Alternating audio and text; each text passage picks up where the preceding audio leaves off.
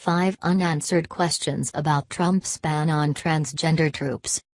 President Trump's announcement that he wants to ban transgender people from serving in the military could mean a historic reversal in the Pentagon's long-term trend of lowering barriers to service. Or it could be a speed bump on a course the Defense Department was already following. The question in Washington following Trump's post on Twitter Wednesday morning was, which will it be? Almost no one other than Trump himself had any idea what he intended when he wrote this. After consultation with my generals and military experts, please be advised that the United States government will not accept or allow transgender individuals to serve in any capacity in the U.S. military. That came as news to the Defense Department, where officials were not prepared to explain how its personnel policies might be affected, and to members of Congress charged with overseeing and funding the military. Here's a look at 5 questions Trump raised with his tweets. 1. What kind of ban does Trump want? The Pentagon permits transgender people to serve today. A Rand Corp study estimated there are fewer than about 6,300 on active duty or in the National Guard or reserves. They're allowed to do so following orders by former President Barack Obama. That opened up many jobs across the force that were once closed. Women now serve aboard submarines in once closed combat jobs, and gay and lesbian troops may serve openly everywhere. The last phase in the Obama-era changes required the Defense Department to decide what to do about recruiting new transgender troops, as opposed to clearing the way to permit service by people who'd already been in the military. The Obama administration's timeline had called for such recruiting to begin on July 1, but Defense Secretary Jim Mattis said in June that would be delayed. The military services had asked for more time to study how they'll deal with bringing in transgender people, or troops who might want to transition. Is Trump simply endorsing that delay and effectively instructing Mattis not to recruit transgender troops? Or is this a broader new personnel policy from the commander-in-chief? The language of his statement appeared to suggest it's a broader move. Trump wrote that transgender people would not be allowed to serve in any capacity. That leads to the next question. 2. What does this mean for current troops? Would Trump order Mattis to try to discharge current service members? How would that process work? The Pentagon has a long history of enforcing service bans on individual troops. For example, for much of the 20th century, and later under Don't Ask, Don't Tell, the military could kick soldiers out for being gay or lesbian, and did. It could be an ugly process, but there was seldom a calculated effort to excise all such troops at the same time. What Trump might call for in the wake of Wednesday's announcement is a systematic effort to kick out an entire class of troops, in this case every transgender person, even though it would affect only a tiny minority of the roughly 1.3 million people now serving. Troops discharged under Trump's policy would likely sue the government to try to stay in the military and preserve the policy Obama put into place. Today, in an era in which troops can serve openly, commanding officers would have little problem identifying people violating Trump's policy. But would the Pentagon really demand that serving soldiers, sailors, airmen and Marines be pulled off duty and, in military parlance, out-processed all at once in one big batch? That would be unprecedented. 3. What will Congress do? A number of lawmakers spoke out against Trump's announcement, complaining both about the substance of what the president said but also about the principle of trying to unveil a major policy change in 140-character missives.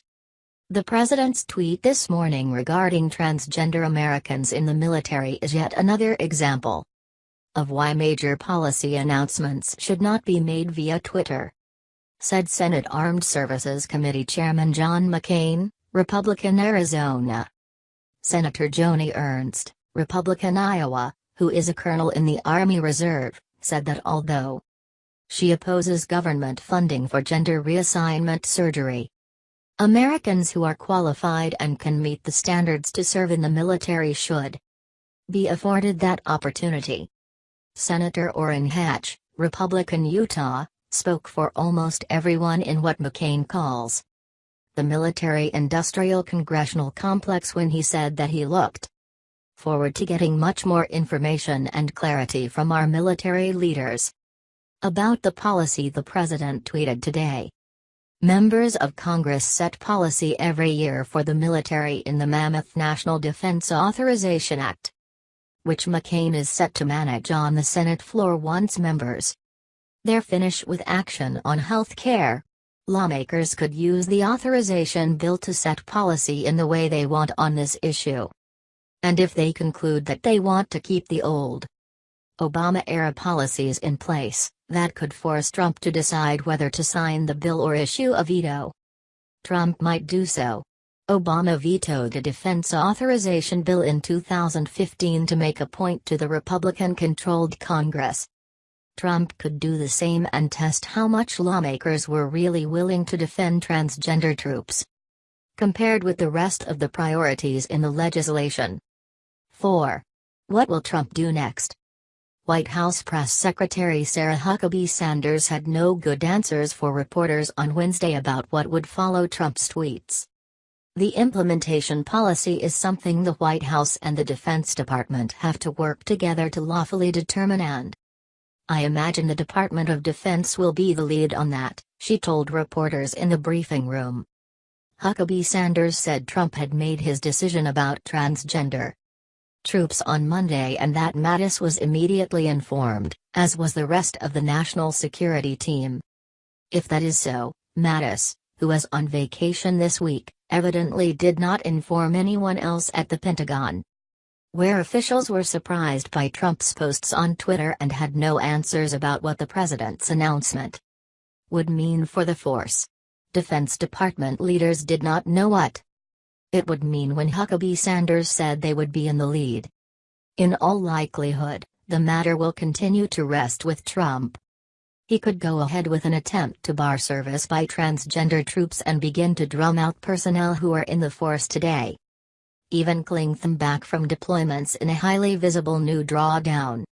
But the delay that Mattis already put into place on the planned start to recruitment of new transgender troops gives Trump and the White House room to climb down. They could decide that the president's statement will have turned out simply to have been an affirmation of Mattis' decision, or try to split the difference by permitting transgender people who serve today to remain in the force but bar new ones from joining. 5. Could the Pentagon drop medical support for transgender troops? If Trump, Mattis, and Congress can't countenance the idea of kicking out all current transgender troops, one possibility short of that might be eliminating government support for those troops' medical care. On Twitter, Trump cited the tremendous medical costs and disruption that transgender in the military would entail.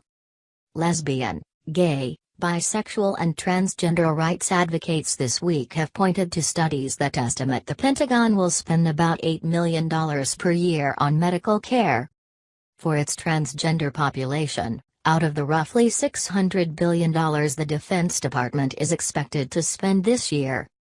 For opponents with an ideological objection, however, such as Ernst, the government shouldn't spend a single dollar on this. And if government support for transgender troops is what's stymieing work in Congress on defense bills, support for the Homeland Security Department, and other such priorities, the Republican majority might support what it considers a compromise that involves striking it out.